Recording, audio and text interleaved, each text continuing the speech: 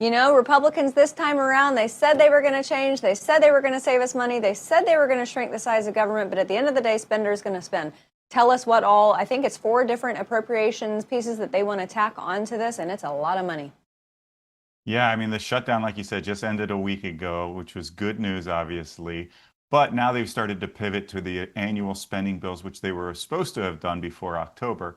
But now they want to cram them all together in this big package of 4 appropriations bills, spend hundreds and hundreds of billions of dollars. Of course, what they don't want you to see is the fine print, the earmarks, the pork, the wasteful spending. But we spent hours at the National Taxpayers Union digging through the bill text and finding all sorts of nonsense, almost 2,900 earmarks in there, totaling well over $5 billion. That's our money that's being squandered to help members of Congress get reelected or to curry favor with certain individuals or businesses in their districts and states.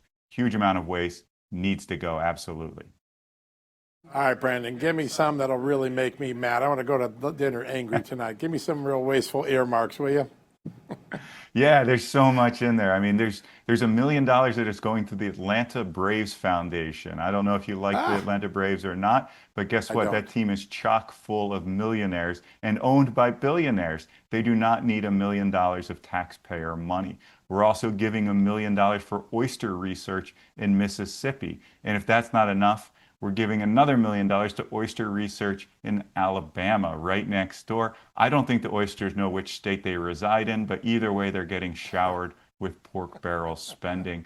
There's things like an elephant statue that's being refurbished in New Jersey. There's squash courts being paid for in Baltimore, Maryland. So much waste. It is absolutely nauseating. In defense of the oysters, I've come from the West Coast. I've also had PEE, East Coast oysters, and I will say that Gulf oysters are the best. So, you know. We had pork barrel politics, now we have oyster barrel politics. This is not right. This is just not right. Brandon, when it comes to the chatter that you're hearing up on Capitol Hill, especially on the Senate side, who's taken a stab at this, are you hearing some of the more fiscally minded Republicans saying, hey, we got to throttle this? Or does it seem like pretty much all of the Republican caucus in the upper chamber is unified behind it?